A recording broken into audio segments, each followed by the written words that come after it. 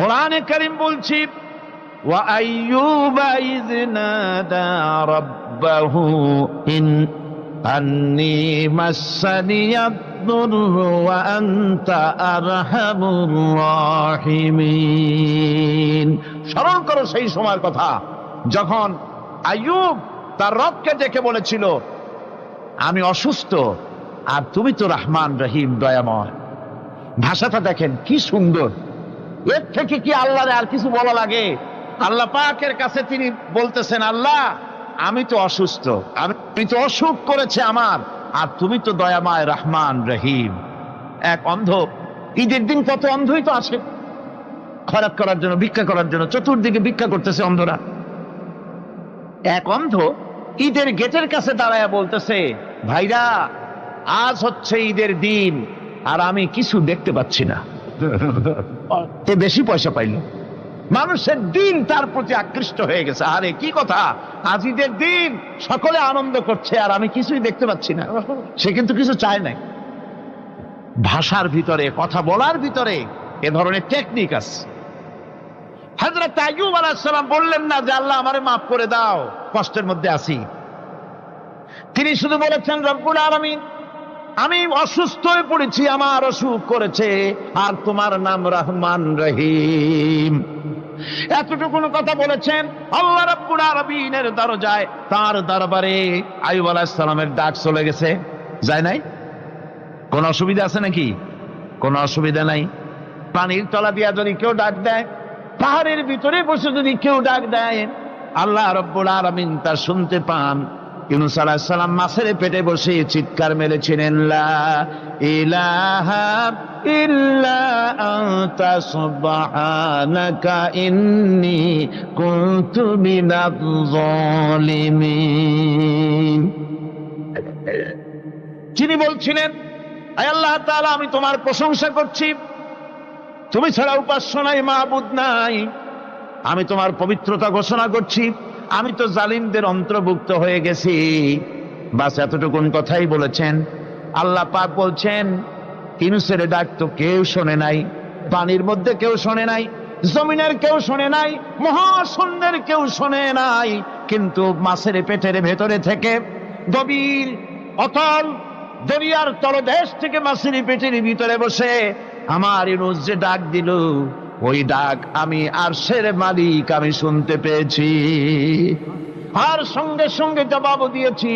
ফাস্তাজাবনা লাহু ওয়া নাজ্জাইনাহু মিনাল গাম্মি ওয়া কাযালিকা নুজিল মুমিনিন। ডাকের সাড়া দিলাম, বিপদ দিয়া বাঁচায় দিলাম। শুধু ইউনূসের না, আল্লাহ পাক এ জায়গায় আবার ওয়াদা করলেন, দুনিয়ার যত মুমিন বান্দা আছে তারা যদি কখনো বিপদে পড়ে যায় আর আমারে যদি ডাকে, আমি এইরকম করে বিপদ থেকে বাঁচাইয়া দেব। আইয়ুব আলাইহিস সালাম যখন আল্লাহ রাব্বুল আলামিনের কাছে ফরিয়াদ করলেন, আল্লাহ পাক তখন বলছেন, কোরআনে কারীম বলছে, ফাস্তাজাবনা লাহু فكشفنا ما به من ضر وآتيناه أهله ومثلهم معهم رحمة من عندنا وذكرى للعابدين। আমি আইয়ুবের দোয়া কবুল করে নিলাম, শুধু তার পরিবার বর্গই দিলাম না, বরং আরো কিছু নিয়ামত আমি তাকে দান করে দিলাম। এবং তাই জন্য যেহেতু তারা ছিল আমার অনুগত বান্দা, আমার বাধ্যগত, আমি এই জন্য রহম করেছি, সমস্ত রোগ শোক আমি মাফ করে দিয়েছি। আমাদের সামান্য একটু জ্বর হয়, যদি 2-3 দিন জ্বর হয়েছে, জ্বর ছাড়ে না, বলে যে এত ভালো ভালো কাজ করি তারপর আমার এত জ্বর হওয়া লাগে, অমুকরা এত পাপ করে, তা তো কিছুই হয়নি। খালি আল্লাহ আমার এই চোখে দেখলো, আমার বউর অসুখ, আমার অজুমুড়ি সারি না। ভাইরা, আপনি ঠিক পান না যে কি গুনাহ আপনি করেন। কোরআনে কারীম বলছি, ওয়ামা আসাবাকুম মিন মুসিবাতিন ফাবিমা কাসাবাত আইদিকুম ওয়া ইয়াফু আন কাসীর। যত বিপদ তোমাদের উপর আছে সব দুই হাতের কামাই করা। আর আমি তো অনেকগুলো ক্ষমা করে দেই। তোমরা যত পাপ করো, আকাম করো, সবগুলির শাস্তি যদি দুনিয়ায় দিতাম সাহস করার সময় পেতে না। অসুখ হলেই অধৈর্য হয়ে যেও না, ধৈর্য ধরো। আল্লাহ পাক বলেন শুধু আইয়ুব নয়, ওয়া ইসমাঈল ওয়া ইদরিস ওয়া যাল কিফলি কুল্লুম মিনাস সাবিরিন। এইভাবে করে ইসমাঈল, ইদ্রিস, জুলকিফল সবাই ছিল ধৈর্যশীল। জোরে বলেন সুবহানাল্লাহ। ধৈর্যের চরম পরাকাষ্ঠা ছিলেন তিনি। কোরআনে কারীম নবীদের এই কথাগুলি আমাদের শোনাচ্ছেন। হযরত ইয়াকুব আলাইহিস সালাম কলিজার টুকরা সন্তান হযরত ইউসুফ আলাইহিস সালামের জন্য তার মনটা পাগল ছিল। এত সুন্দর করে আল্লাহ তারে বানাইছিলেন, এত তিনি ছিলেন সৌন্দর্যের পিরামিড, যারে দেখলে চোখ ফিরানো যায় না। এমন সুন্দর সুপুরুষ যারে দেখি সেই যুগের সুন্দরী যুবতী মেয়েরা রূপের মোহে পড়ে নিজেদের আঙ্গুলগুলি কেটে ফেলে দিয়েছিল। রূপের মোহে এমন অবশ হয়ে গেছে, আঙ্গুল কেটেছে, হাত কেটেছে, টের পায় নাই। আবার ভুল বুঝবেন না, দুনিয়ার সেরা সুন্দর পুরুষ ইউসুফ আলাইহিস সালাম, তা কিন্তু রাসূলের চাইতে বেশি নয়। হযরত উম্মুল মুমিনিন আয়েশা রাদিয়াল্লাহু তাআলা আনহা তিনি বলেছেন, যেই সব সুন্দরী রমণীরা ইউসুফ আলাইহিস সালামকে দেখে রূপের মোহে পড়ে নিজেদের আঙ্গুলগুলো কেটে ফেলেছিল, ওরা যদি আমার হাবিবকে দেখতো, ওরা যদি আল্লাহ রাসূলকে দেখতো, তাহলে হাত কাটতে কাটতে কোন ফাঁকে দিয়ে কলিজা কেটে ফেলে দিত, ওরা টের পেত না। আবার বন্ধুগণ, হযরত আইয়ুব আলাইহিস সালাম সন্তানের মায়া, অন্যান্য ভাইরা হিংসায় পড়ে গেল, তারা নিয়ে তাকে কুয়ায় ফেলে দিল। সেখান থেকে তারা একটা ছাগল বা কোনো পশু জবাহ করে তার রক্ত মাখাইয়া জামা এনে হাজির করে দিল হযরত ইয়াকুব আলাইহিস সালামের সামনে, যে তারে নিয়ে খেলা করতে গিয়েছিলাম, আমরা খেলায় লিপ্ত ছিলাম, বাগে খাইয়া ফেলাইছে। এগুলি কি গপ্প? এগুলি কি কোরআন? আল্লাহ পাক শোনাচ্ছেন, বিশ্ববাসীকে শোনাইছেন। সূরা ইউসুফের চাইতে এত সুন্দর উপখ্যান গোটা পৃথিবীতে আর নাই। সুবহানাল্লাহ। অনেকে ইউসুফ জুলাইখার কেসা খুব মজা করে পড়ে, ফুর্তি করে, প্রেমের গল্প পড়ে। এটা কোনো প্রেমের গল্প নয়। ইউসুফ আলাইহিস সালাম, জুলাইখা ইউসুফ আলাইহিস সালামের জন্য কাঁদতে কাঁদতে চোখ কানা হয়ে গেছে। এরপর ইউসুফ আলাইহিস সালাম জুলাইখারে পাওয়ার জন্য পাগল হয়ে গেছে। নাউজুবিল্লাহ, এটা হয়নি কখনো। তিনি আল্লাহর পয়গম্বর। আর আল্লাহ কেমনে তারে বাঁচিয়েছেন? যখন জুলাইখা ঘরের ভিতরে সুন্দর করে যৌন উন্মাদনামূলক চিত্র অঙ্কিত করে ঘরের মধ্যে আটকায় দিয়েছে, তালা লাগায় দিয়েছে, আর নিজে যৌন উদ্দীপক কাপড় চোপড় পরেছে না পরার মতোই। সে যুগের সুন্দরী মেয়ে জুলাইখা। তার কুপ্রবৃত্তিকে চরিতার্থ করার জন্য আহ্বান করা হয়েছে। হযরত ইউসুফ আলাইহিস সালাম লক্ষ্য করে দেখলেন এমন জায়গা, এখান থেকে পালাবার তো পথ নাই, দরজা বন্ধ করে দিয়েছে। তিনি শুধু তখন কেবলমাত্র আল্লাহ রব্বুল আলামিনকে ভয় করলেন। আল্লাহকে ভয় করে আল্লাহর নাম নিয়ে যখন তালাবদ্ধ দরজার দিকে দৌড় দিয়েছেন, আল্লাহ রব্বুল আলামিন আপন কুদরতে তালাগুলি খুলে দরজা তার জন্য উন্মুক্ত করে দিলেন। ইউসুফ আলাইহিস সালামকে ফালাই দিয়ে এভাবে করে কাপড় এনে দিল তার সামনে, রক্তমাখা কাপড় পেয়ে হযরত ইয়াকুব আলাইহিস সালাম সন্তানদের মুখে কাহিনী শুনে তিনি কি বললেন? কোরআনে কারীম তা কোট করেছে। তিনি চিক দিলেন না, ফাল দিলেন না, ফিট হয়ে পড়লেন না।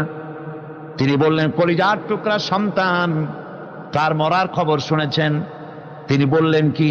ফাসাবরুন জামিলুন ওয়াল্লাহুল মুস্তাআনু আলা মা তাসিফুন।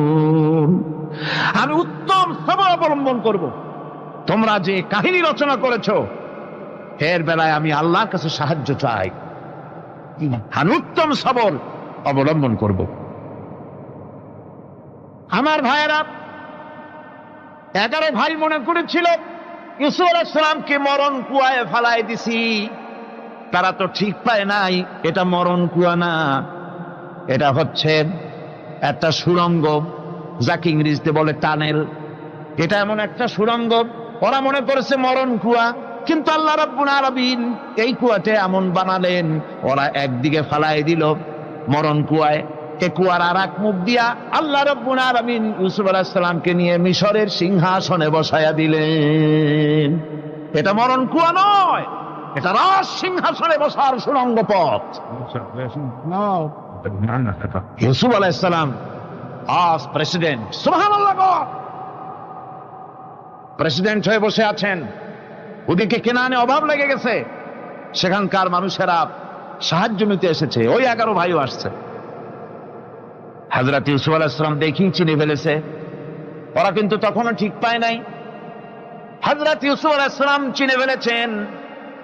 এখন কি করা উচিত? সবগুলাকে ঠ্যাং উপরের দিকে উঠাইয়া তারপরে সমানে ধোলাই দেওয়াইতেও স্বাভাবিক ছিল, আমাদের মতো মানুষ হইলে, ঠিক কিনা? ঠিক তো বলবেনি, অভ্যাস তো এটাই।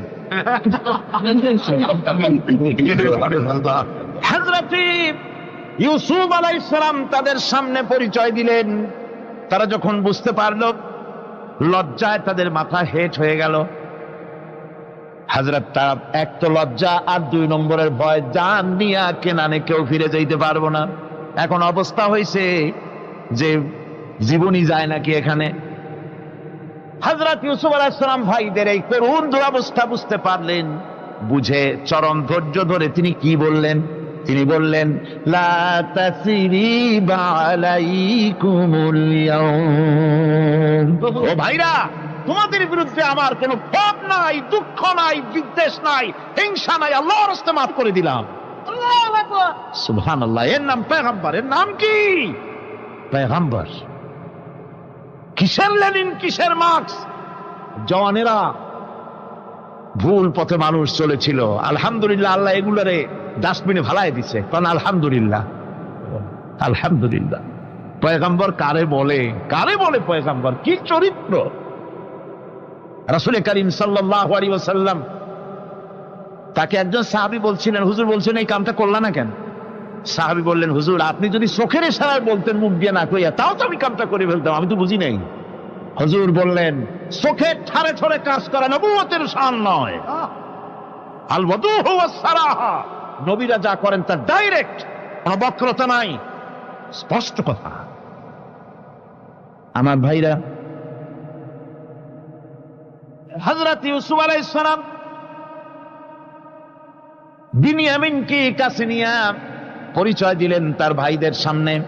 কোরআনে কারীম বলছে, ক্বালা আনা ইউসুফ ওয়া হাদা আখি قد من الله علينا إنه من يتقي ويصبر فإن الله لا يضيع أجر المحسنين। আমি ইউসুফ, আর এই হচ্ছে আমার ভাই। আল্লাহ আমাদের উপর ইহসান করেছেন। প্রকৃতপক্ষে যারা আল্লাহকে ভয় করে এবং সবর এখতিয়ার করে, আল্লাহ এভাবে তাদেরকে, তাদের আমলকে নিষ্ফল হতে দেন না। আমার এই জামাটা নিয়ে যাও। হযরত ইয়াকুব আলাইহিস সালাম, কলিজার টুকরা সন্তান ইউসুফ আলাইহিস সালামের বিরহ যন্ত্রণায় ছেলেকে কতদিন দেখে না, কাঁদতে কাঁদতে চোখ দুটো অন্ধ হয়ে গেছে। মিশর থেকে কেনানের দিকে জামা রওনা হয়েছে। কোথায় মিশর, কোথায় কেনান?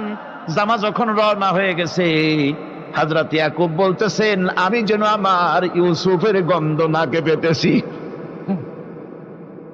জামা চলে এলো, চোখের উপরে রাখলেন, আল্লাহ রাব্বুল আলামিন তাকে চক্ষুষ্মান বানায়া দিলেন।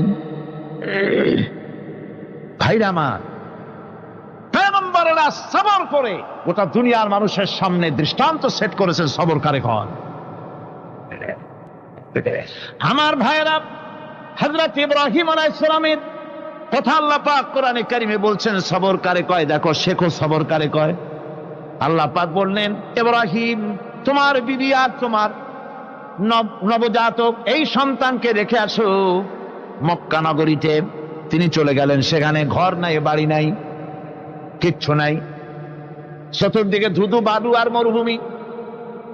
হযরতে হাজরা বলছেন, ইব্রাহিম, সামান্য পানি আর খাবার দিয়া আমার সন্তান শুদ্ধ এখানে রেখে দিতেছো, আমি কি অপরাধ করেছি?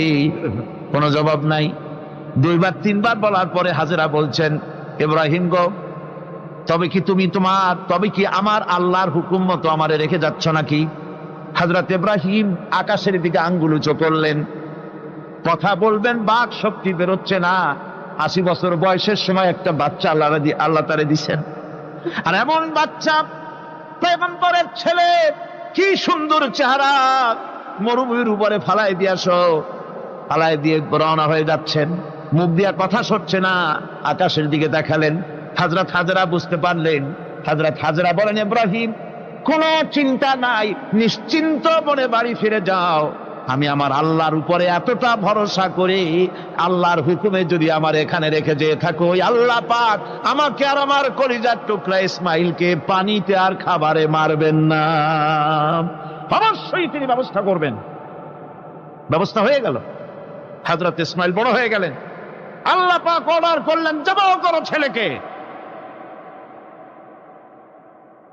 হযরত ইব্রাহিম আলাইহিস সালাম যখন জবাহের প্রস্তাব করলেন, হযরত ইসমাইল তা আপত্তি করতেন, বাবাজি, আমার মায়ের আর আমাকে বাচ্চা অবস্থায় ফেলে গেলেন, খাবার দেন নাই, পরার দেন নাই, বছরের পর বছর আমাদের এখানে কাটলো, দেখতেও আসেন নাই, আজ আসছেন জবাহ দিতে।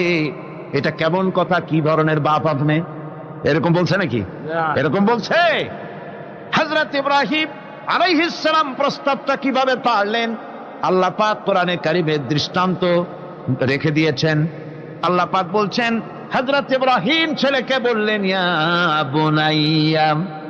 বুনাইয়া, হে আমার কলিজার টুকরা লাডলা, হে আমার কলিজার টুকরা সন্তান, ইন্নী আরা ফিল মানাম আন্নী আযবাহুক, আমি স্বপ্নে দেখছি আমি যেন তোমাকে জবাহ করতেছি। ফানজুর মাযা তারা, তোমার রায় কি বলো?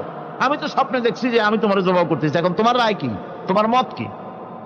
হযরত ইসমাঈল আলাইহিস সালাম শুনিয়া দিলেন দৌড়, নাকি? না, হযরত ইসমাঈল আলাইহিস সালাম ধৈর্যের প্রতীক। তিনি কি কথা বললেন? তার মুখের কথা কোরআন শরীফে আল্লাহ পাক উঠায় দিলেন। হযরত ইসমাঈল বললেন, ইয়া আবাতি ফাআল মা তু'মারু সাতাজিদুনি ইনশাআল্লাহু মিনাস সাবিরিন, হে আমার পিতা, আপনি যে ব্যাপারে আদিষ্ট হয়েছেন আপনি তা পালন করুন, অবশ্যই আমাকে ধৈর্যধারীদের মধ্যে পাওয়া যাবেন। সুবহানাল্লাহ। এক বর্ণনা এসেছে, হযরত ইসমাঈল বললেন, আব্বাজান, আমি ধৈর্যধারীদের ভিতরে আমারে পাবেন, তবে জবাহ করার আগে আমার হাত পাওটা একটু বেঁধে নেন, কারণ জবাহের যন্ত্রণায় আপনার গায়ে যদি আমার হাত পাও লেগে যায় তো বেয়াদবি হয়ে যেতে পারে। আর আমি মরে আমার জবাহ হয়ে যাওয়ার পর আমার রক্ত মাখা জামাটা নিয়া আমার মা হাজেরারে দিবেন, কারণ তাকে মা বলবার মতো আর তো কেউ নাই। হযরত ইব্রাহিম তাকে বাঁধবার জন্য প্রস্তুতি নিলেন। হযরত ইসমাঈল বলছেন, আব্বাজান, বাঁধবেন না, বাঁধার প্রয়োজন নাই। বলে, কেন? একবার বাঁধতে বললে আবার তুমি নিষেধ করছো কেন? ছেলে বলছেন, আব্বাজান, বাঁধবো না এই জন্যে, হয়তো কিয়ামতেই প্রশ্ন উঠতে পারে যে আল্লাহর হুকুমে রাজি ছিল না বলে হাত পা বাঁধা জবাহ করছে। আমি এই সুযোগ দিব না, আপনি জবাহ করেন, আমি এতটুকু নড়াচড়া করব না। ধৈর্যের চরম প্রতীক হযরতে ইসমাঈল আলাইহিস সালাম দেখাই দিয়েছেন ধৈর্য কারে কয়। আমার বন্ধুগণ, এই পৃথিবীর সবচাইতে ধৈর্যের বড় প্রতীক হতেছেন ইমামুল মুরসালিন, আশরাফুল আম্বিয়া, সাইয়্যিদুল মুরসালিন জনাবে মুহাম্মাদুর রাসূলুল্লাহ সাল্লাল্লাহু আলাইহি ওয়াসাল্লাম। আমার বন্ধুগণ, সবচাইতে বড় ধৈর্যের প্রতীক তিনি।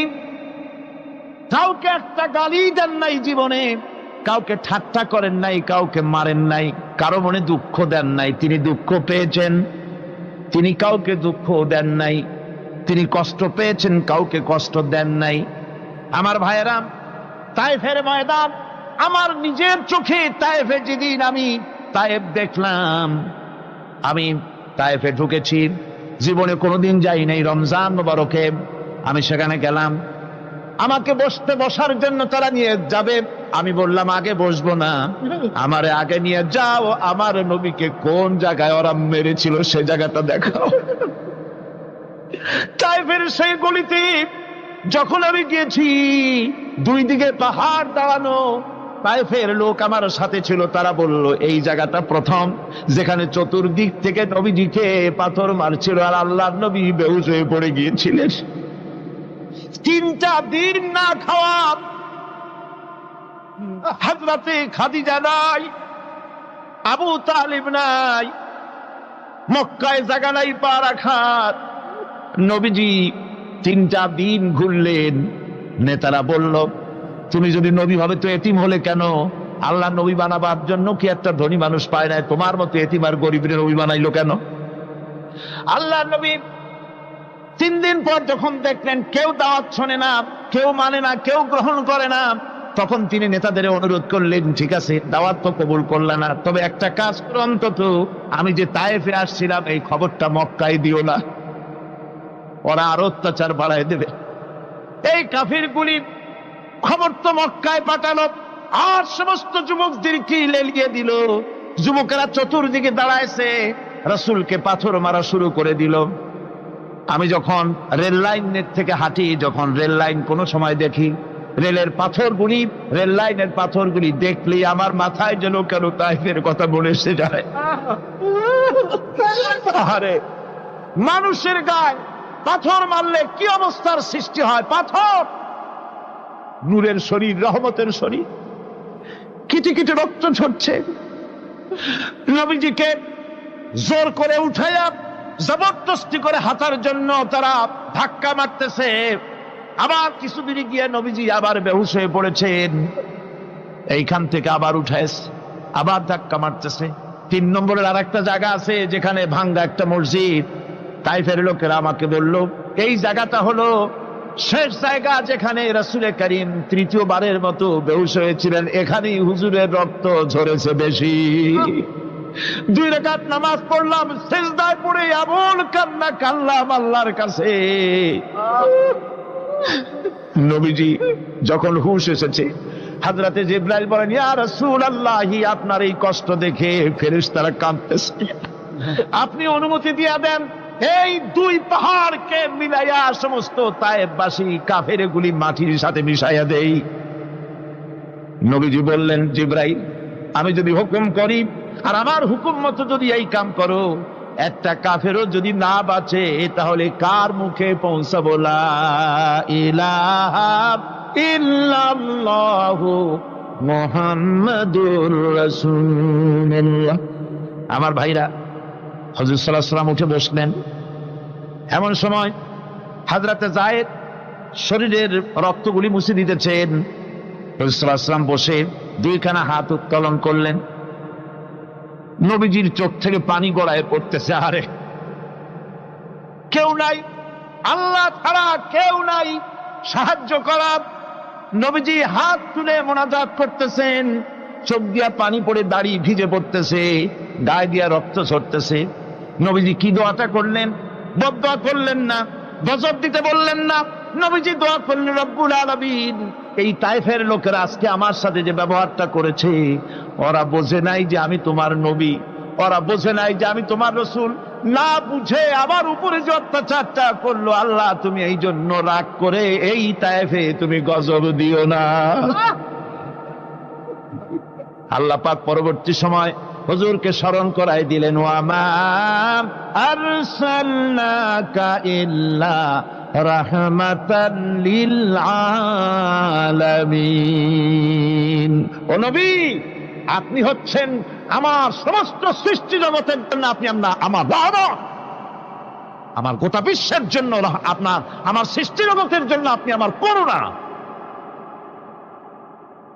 একটা লোক রাসূলের এই কষ্ট দেখে বাগান থেকে এক গ্লাস আঙ্গুরের শরবত এনে হাজির করেছে।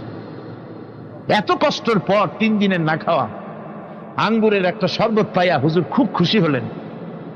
শরবত গ্লাস পান করে হুজুর বলছেন, তোমার নাম না আত্তাস? তিনি বলছেন, হ্যাঁ হুজুর, আমার নাম আত্তাস। তোমার বাড়ি না ইউনূস আলাইহিস সালামের গ্রামে? বলে, হ্যাঁ, আমার বাড়ি সেই গ্রামে। তা আপনি কি করে জানলেন আমার নাম আত্তাস আর আমার বাড়ি ইউনূস আলাইহিস সালামের গ্রামে? আপনি জানলেন কি করে? হুজুর বললেন, আমি নবী, হযরত ইউনূস নবী, একজন নবীর খবর আর একজন নবীর কাছে থাকে। রাসূল করিম সাল্লাল্লাহু আলাইহি ওয়াসাল্লাম সবর ইখতিয়ার করেছিলেন, ধৈর্য অবলম্বন করেছিলেন, আর আল্লাহ পাক তাকে নির্দেশ করেছেন, সবর করো। ওয়াত্তাবি' মা ইউহা ইলাইকা ওয়াসবির হাত্তা ইয়াহকুমাল্লাহ। তুমি কেবল সেই জিনিসের অনুসরণ করো যা আমি তোমার প্রতি অবতীর্ণ করেছি। আমি আপনার উপরে যেটা অবতীর্ণ করেছি ওটার অনুসরণ করুন, আর সবর ইখতিয়ার করুন যতক্ষণ না আল্লাহর পক্ষ থেকে চূড়ান্ত ফয়সালা না আসে। ধৈর্য ধরুন, ধৈর্য ধরুন। আমার ভাইরা, কাফেরদের নির্যাতনের মোকাবেলায় আল্লাহ পাক তার হাবিবকে সান্ত্বনা দিয়েছেন। যখন কাফেররা নির্যাতন করতেছে, হারে হযরতে বেলাল নির্যাতিত, হযরতে সুমাইয়া নির্যাতিতা, হযরতে খাব্বাব, হযরতে হুবায়ব, হযরতে আম্মার রিদওয়ানুল্লাহি তাআলা আলাইহিম আজমাইন, এত মার হতেছে। হযরতে ওমর হযরতে খাব্বাব রাদিয়াল্লাহু তাআলা আনহুকে খোলা গায়ে দেখে বলছিলেন, খাব্বাব রে, তোমার পিঠে এত গর্ত কেন? এত গর্তওয়ালা পিঠ তো আমি মানুষের দেখি নাই, এত চিকুন কোমরওয়ালা মানুষও তো দেখি নাই। তিনি বলেছেন, ওমর, তুমি কি ভুলে গেছ? ইসলাম কবুল করার অপরাধী কাফির বেঈমানেরা আগুন জ্বালায়া আংটা আগুনের উপরে আমাকে চিৎ করে শোয়াছে। আমি যেন নড়াচড়া করতে না পারি সেজন্য আমার বুকের উপরে পাথর চাপা দিয়ে রেখেছিল। গায়ের চর্বি আর রক্ত গলে গলে পড়ে আগুন নিবেছে, আর আগুন গোশত পুড়ে যে পিঠের মধ্যে প্রবেশ করেছিল আজও পর্যন্ত পিঠের সেই গর্ত সেরে যায় নাই। এভাবে অত্যাচার হচ্ছিল সাহাবীদের উপরে। আল্লাহ রাব্বুল আলামিন তার হাবিবকে সান্ত্বনা দিলেন, ওয়াসবির ওয়া মা সাবরুকা ইল্লা বিল্লাহি ওয়া লা তাহজান আলাইহিম ওয়া লা তাকু ফি যায়কিম মিম্মা ইয়ামকুরুন। হে রাসূল, সবরের সাথে কাজ করতে থাকুন। আপনার এই সবরের তৌফিক তো আল্লাহই দিয়েছেন, আর ওদের সমস্ত ষড়যন্ত্র, ওদের অপকৌশলে আপনি দুঃখিত হবেন না, চিন্তা করবেন না, ভারাক্রান্ত হবেন না। আপনি নিশ্চিত থাকুন। ওয়াসবির লিহুকমি রাব্বিকা ফাইন্নাকা বিআয়ুনিনা। হে নবী, আপনার রবের চূড়ান্ত ফয়সালা আসা পর্যন্ত ধৈর্য ধারণ করুন। আপনি তো আমার চোখের সামনে। সুবহানাল্লাহ, সুবহানাল্লাহ। গড, আপনি আমার চোখের সামনে। কে আপনাকে কি করবে আমি দেখবো না? সুবহানাল্লাহ। মন্ত্রী যদি, এই সলিমুদ্দিন মার্কা মন্ত্রী যত আছে, এই মন্ত্রীরা যদি কয় ব্যথাতে ভয় কিসে, আমি তোকে দেখছি না, সাহসটা কেমন বাড়ে, কেমন বাড়ে সাহস। আরে কোনো মন্ত্রী ছাতা মাথা না, কোন প্রেসিডেন্ট রাজা বাদশা না, আকাশ আর জমিনের মালিক আমার আল্লাহ রাব্বুল আলামিন বলছেন, হাবিব, কোন চিন্তা নাই, আপনি আমার চোখের সামনে। ওরা চায় আপনাকে দুনিয়া থেকে মিটাই দিতে, আর আমি চাই ওয়ারাফানা লাকা যিকরাক, আপনার প্রশংসা তো হবে গোটা বিশ্ব জুড়ে, সর্বত্র ছড়িয়ে যাবে আপনার নাম। সুবহানাল্লাহ বিহামদিহি।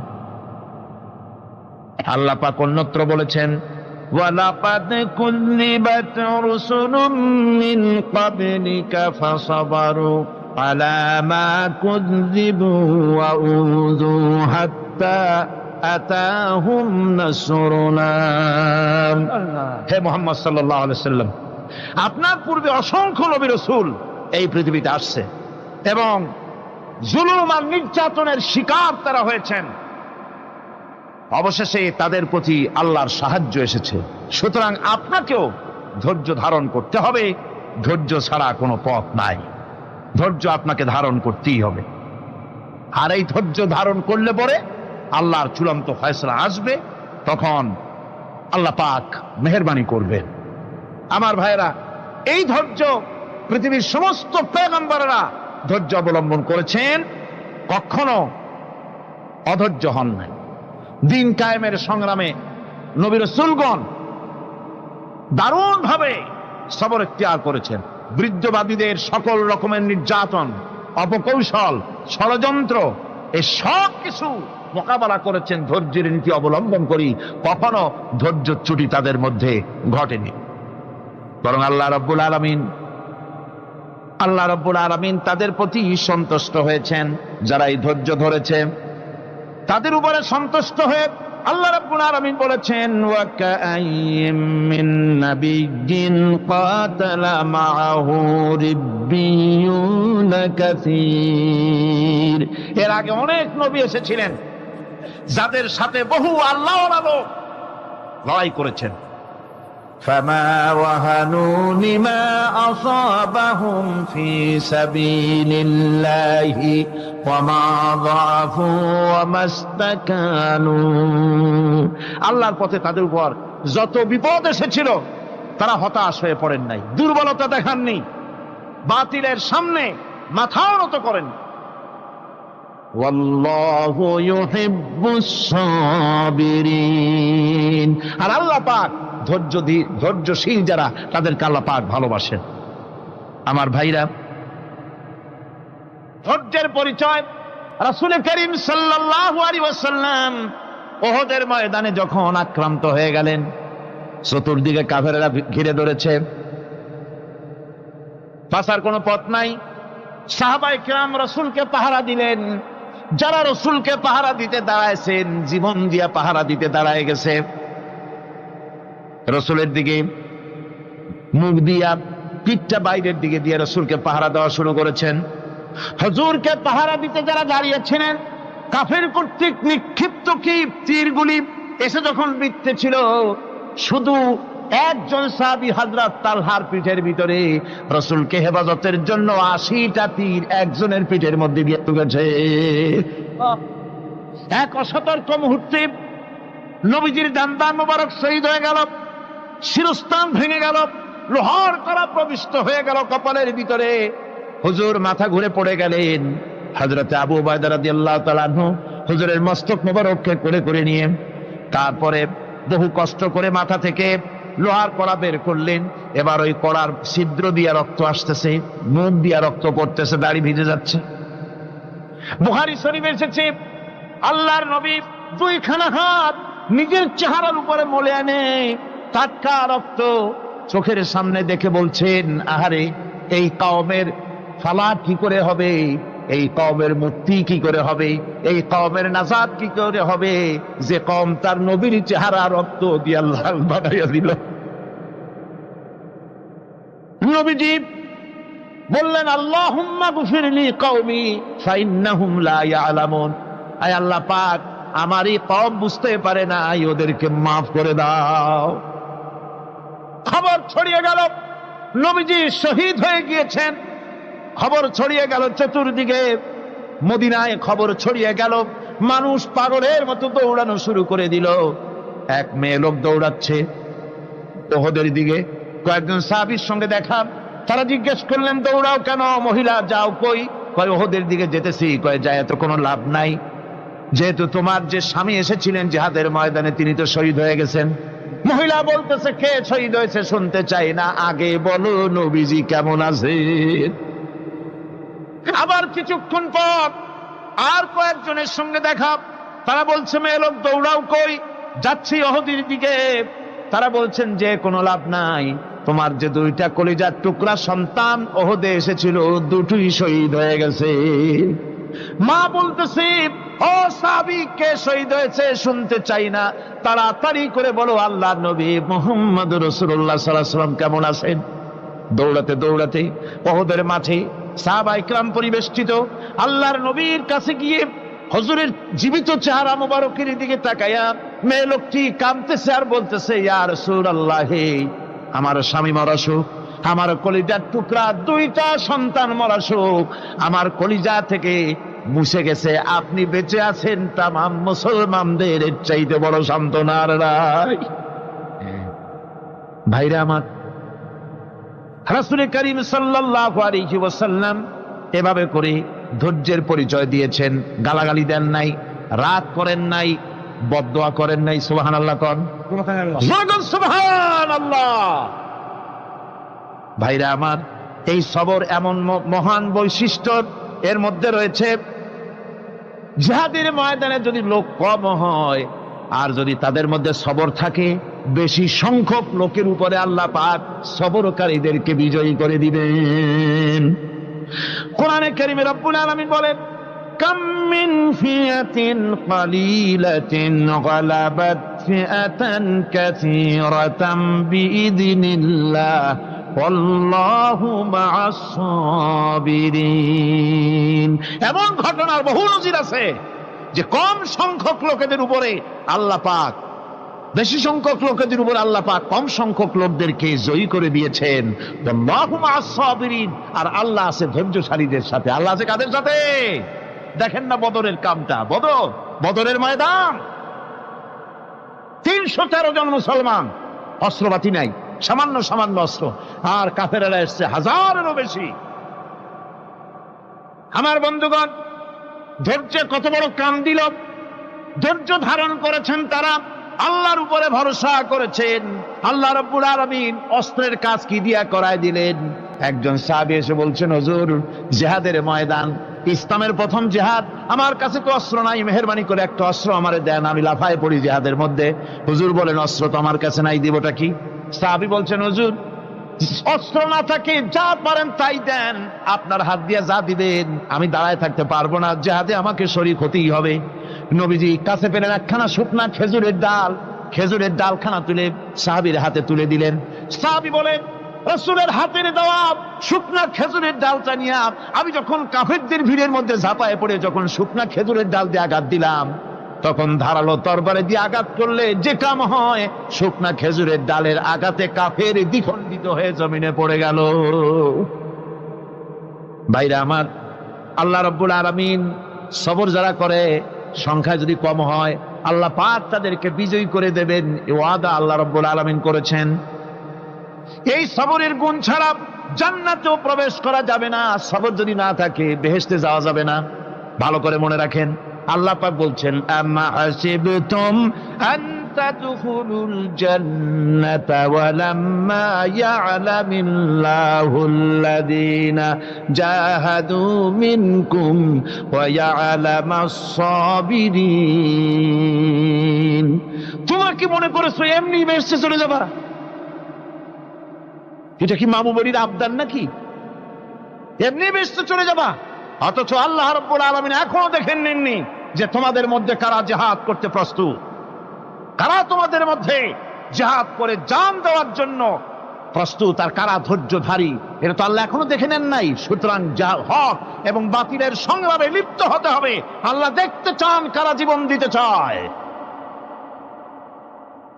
সুতরাং ইসলামী আন্দোলনে যারা শরীক হবে, তাদের বিপদ এবং মুসিবত দিয়ে আল্লাহ রাব্বুল আলামিন তাদের সাহসিকতা এবং ধৈর্যের পরীক্ষা নিবেন। কোরআনে কারীম বলছে, وَلَنَبْلُوَنَّكُمْ حَتَّى نَعْلَمَ الْمُجَاهِدِينَ مِنكُمْ وَالصَّابِرِينَ وَنَبْلُوَ أَخْبَارَكُمْ। অবশ্যই আমি তোমাদেরকে পরীক্ষার সম্মুখীন করব, আর তোমাদের মধ্যে সত্যিকার মুজাহিদ, দৃঢ়তা অবলম্বনকারী কারা, আমি তা দেখব। এটা যেন আমি দেখে নিতে পারি, সেই জন্য আমি বিপদ এবং মুসিবতের মধ্যে তোমাদের ফেলবো। ধৈর্যধারীদের উপরে আমার রহমত অবশ্যই থাকবে। খবর এমন এক সম্পদ যা ধারণ করলে পরে আল্লাহ রাব্বুল আলামিন রাষ্ট্রীয় ক্ষমতা দান করে দেন। কোন সুবহানাল্লাহ, জোরে কোন সুবহানাল্লাহ। ধৈর্য ধারণ করলে আল্লাহ রাষ্ট্রের মতো বিরাট নিয়ামত আল্লাহ হাতে তুলে দিবেন। তার প্রমাণ কোরআন শরীফ আল্লাহ বলছেন, বনি ইসরাইলরা মিশর থেকে যখন বহিষ্কার হয়ে গেল, তাদের যখন পা রাখার কোনো জায়গা থাকলো না, বনি ইসরাইলরা মিশর থেকে যখন বহিষ্কার হয়ে গেল, এরপরে আল্লাহ পাক তারা যখন ধৈর্য অবলম্বন করলো, আল্লাহ পাক তাদের ব্যাপারে বলছেন, ওয়া আওরাসনাল কওমাল্লাযীনা কানু ইস্তাদআফুনা মাশারিকাল আরদি ওয়া মাগারিবা আল্লাতী বারাকনা ফিহা। আর তাদের স্থলে আমি নির্যাতিত লোকদেরকে প্রতিষ্ঠিত করলাম।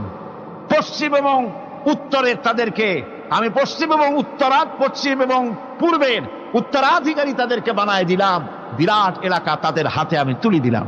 ওয়া তাম্মাত কালিমাতু রাব্বিকাল হুসনা আলা বানি ইসরাঈলা বিমা সাবারু। আর এভাবে করে আল্লাহ পাক তার কথাকে পূর্ণ করলেন বনি ইসরাইলদের উপরে।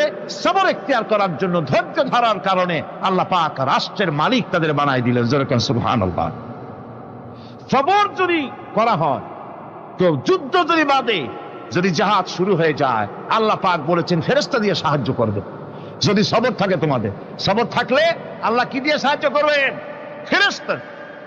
কোরআনে কারীম বলছি, বালা ইন তাসবিরু ওয়া তাত্তাকু ওয়া ইয়াতুকুম মিন ফাওরিহিম হাদা ইউমদিদুকুম রাব্বুকুম বিখামসাতি আলাফিন মিনাল মালাইকাতি মুসাউমিন। হ্যাঁ, তোমরা যদি ধৈর্য অবলম্বন করো আর আল্লাহকে ভয় করে চলো, তাহলে এক্ষুনি আল্লাহ রাব্বুল আলামিন তোমাদের জন্য কাতারে কাতারে শৃঙ্খলাবদ্ধ 10,000 ফেরেশতা দিয়ে তোমাদেরকে সাহায্য করবেন। সুবহানাল্লাহ।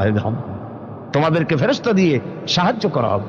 তোমরা যদি সবর এখতিয়ার করো, তাহলে সংখ্যা যদি কম হয়, বেশি সংখ্যার উপরে জয়ী করে দেব। ইয়াকুম মিনকুম 20 সাবিরুনা ইয়াগলিবু মিয়াতাইন। যদি তোমাদের ভিতরে ধৈর্যশীল 20 জন হয়, আমি 200 কাফেরের বিরুদ্ধে তোমাদেরকে জয়ী করে দেব। সুবহানাল্লাহ। তোমরা যদি হও ধৈর্যশীল 200, কি কয় 20 জন, 200 কাফেরের উপরে তোমরা জয়যুক্ত হয়ে যাবে। আর বিপদ আর মুসিবতে যারা ধৈর্য ধরে, তাদের জন্য আল্লাহর পক্ষ থেকে সুসংবাদ। সুসংবাদ কাদের জন্য? ধৈর্যধারীদের জন্য। কোরআনে কারীম বলছে, ওয়াবাশশিরিস সাবিরিনাল্লাযীনা ইযা আসাবাতহুম মুসিবাতুন ক্বালু ইন্না লিল্লাহি ওয়া ইন্না ইলাইহি রাজিউন। সুসংবাদ সেই সব ধৈর্যশালীদের জন্য যারা নাকি বিপদ এবং মুসিবতে আসলে যারা বলে, কি বলে? পড়েন আমার সাথে, ইন্না লিল্লাহি ওয়া ইন্না ইলাইহি রাজিউন। এটা শুধু আমাদের লোকেরা কেউ মরলে পড়ে, এটা শুধু মরার সময় নয়, বরং যে কোনো বিপদ আর মুসিবত এলে মোমেন বান্দা যারা, তারা কি পড়বে? ইন্না লিল্লাহি ওয়া ইন্না ইলাইহি রাজিউন। নিশ্চয়ই নিশ্চয়ই আমরা আল্লাহর জন্য এবং আমাদের সকলকেই আল্লাহর কাছে ফিরে যেতে হবে, প্রত্যাবর্তিত হতে হবে।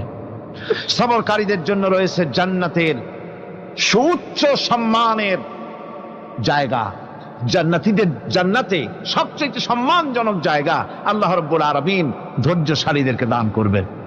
কোরআনে কারীম বলছে, উলাইকা ইউজসাউনাল গুরফাতা বিমা সাবারু ওয়া ইউলাক্কাউনা ফিহা তাহিয়াতাও ওয়া সালামা। এরা হলো সেই সব লোক যাদেরকে প্রদান করা হবে বেহেশতের সুউচ্চ মঞ্জিল, কারণ তারা সবর এখতিয়ার করেছিল, তারা সবর করছিল। এই জন্য বেহেশতের সবচাইতে ভালো জায়গা তাদের দেওয়া হবে। কোন আলহামদুলিল্লাহ, জোরে কোন আলহামদুলিল্লাহ। এবং জান্নাতে সবরকারীদেরকে সম্বর্ধনা দেওয়া হবে, সম্বর্ধনা দেওয়া হবে। খালিদিনা ফিহা হাসনাত মুস্তাকাররাও ওয়া মুকামা। চিরদিন তারা জান্নাতের ভেতরে বসবাস করবে এবং কতই না সুন্দর, কতই না উত্তম জায়গা সবরকারীদের জন্য আল্লাহ বেহেশতের মধ্যে রেখে যাবেন। জান্নাতে প্রবেশ করার সাথে সাথে চতুর্দিক থেকে ফেরেশতারা ছুটে আসবে সবরকারীদের জন্য। والملائكة يدخلون عليهم من كل باب, চতুর্দিক থেকে ফেরেশতারা তাদেরকে ইস্তেকবাল করবে, কি বলবে? সালামুন আলাইকুম বিমা সাবারতুম ফানি'মা উকবাদ-দার, তোমাদের প্রতি শান্তি বর্ষিত হোক, কারণ তোমরা পৃথিবীতে সবর অবলম্বন করেছিল। কতই না উত্তম জায়গা, কতই না সুন্দর জায়গা আল্লাহ রাব্বুল আলামিন সবরের বিনিময় তোমাদেরকে দান করেছেন। সুতরাং এই সবর হচ্ছে মুসলমানদের জন্য সবচেয়ে বড় নিয়ামত। আজ আমার তো মনে হয় পৃথিবীতে মুসলমানরাই সবচেয়ে বেসবর।